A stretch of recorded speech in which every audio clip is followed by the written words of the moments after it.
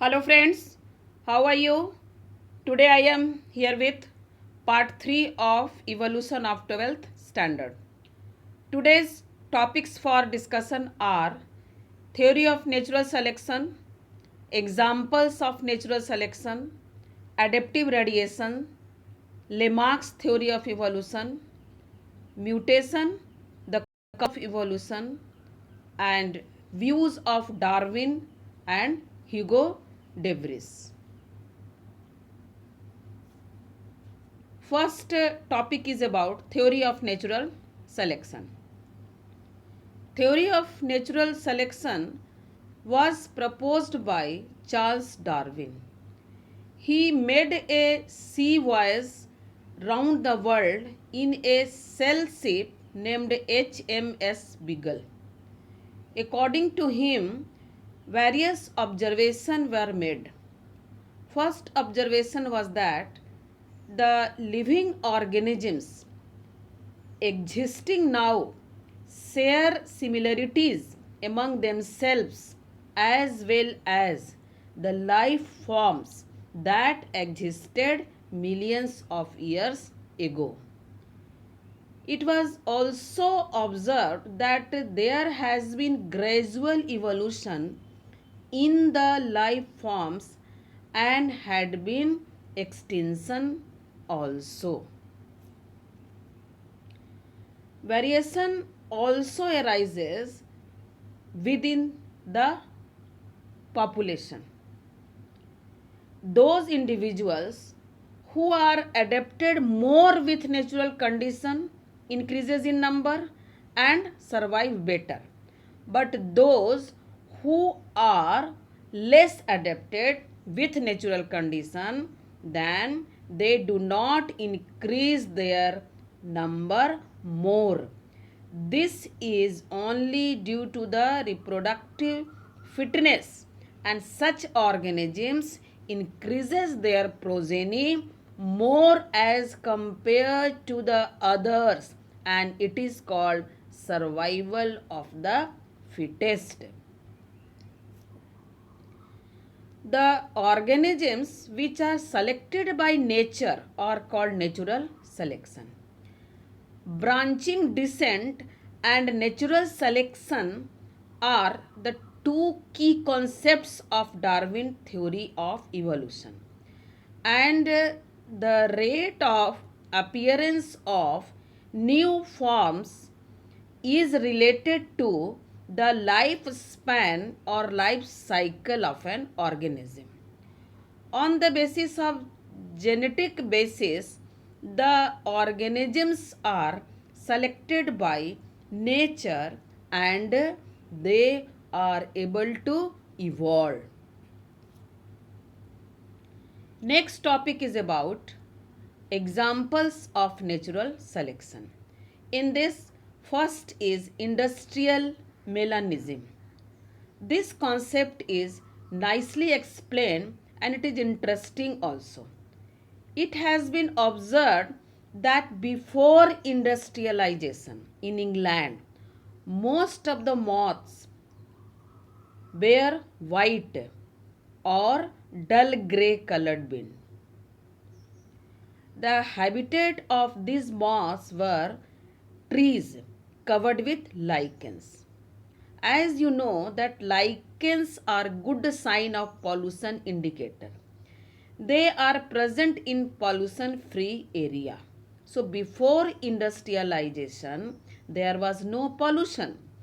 But after industrialization more dark being or melanized moth were found in the same area. This is due to the fact that when industrialization occurs, then soot covered the trees and melanic moths could escape by predators by the process of camouflage. But white moths were easily spotted by the predators. As a result, melanic moths survived and their number increases. But the population of white moth decreases as they are not selected by nature. The given figure shows white winged moth and dark winged moth on a tree trunk in unpolluted area and polluted area. Another example of natural selection is resistant to chemicals. Spraying of herbicides, pesticides, insecticides has given rise to resistant variety of organisms in a less time. For example, DDT resistant in mosquitoes. Due to this, many antibiotic resistant varieties of diseases causing bacteria are appearing in a short period of time.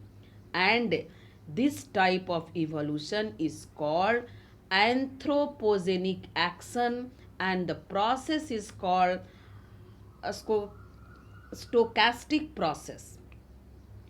This is due to chance mutation in the organism. Now, the next topic is adaptive radiation.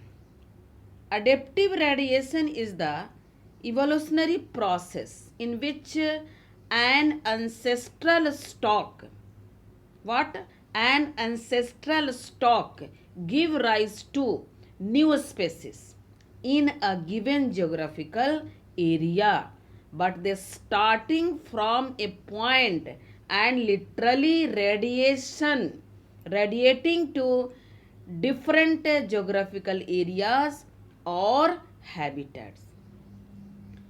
Darwin finches and Australian marsupials are the common examples of adaptive radiation.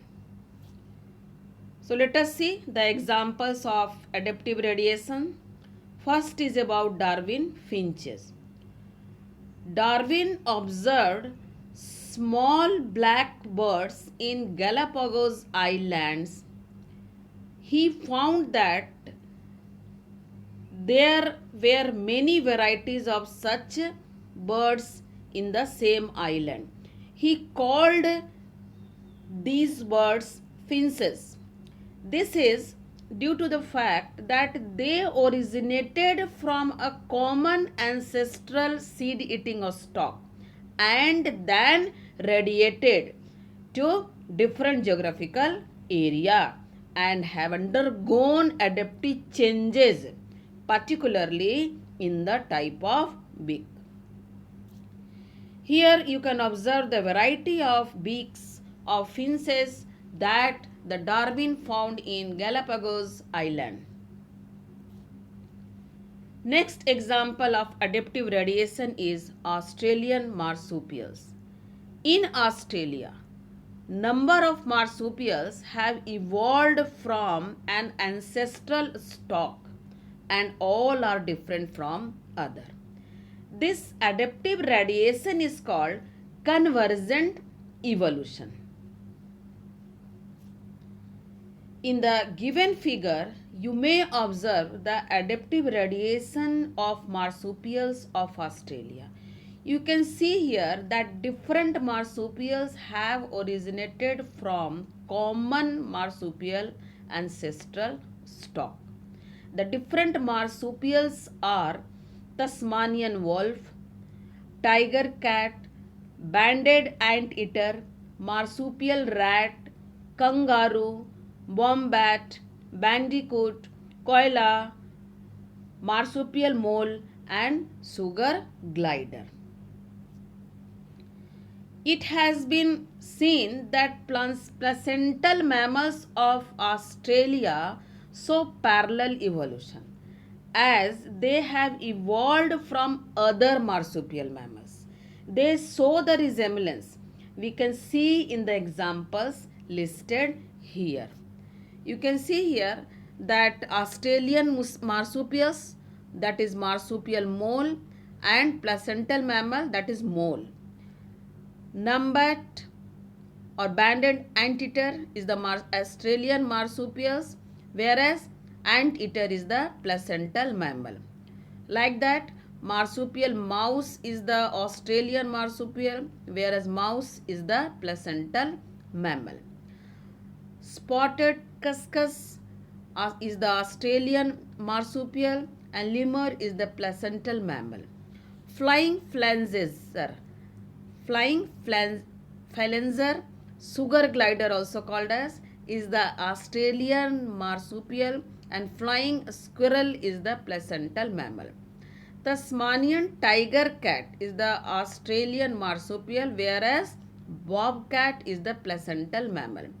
Like that, Tasmanian wolf is the Australian marsupial, whereas wolf is the placental mammal. So, here you see that the evolution has taken place side by side. Here you can compare the Australian marsupial with placental mammals, which I have told you earlier.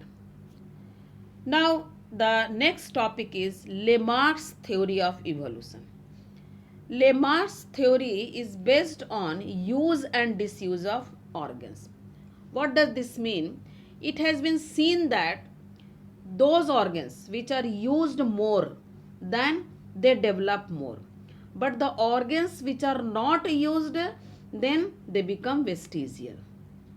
Those characters or adaptation developed by an organism during its lifetime is passed on to the next generation.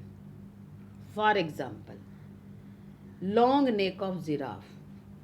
It was only due to the stretching of neck of giraffe continuously to get and eat leaves from tall trees. Now it is about mutation, the cause of evolution.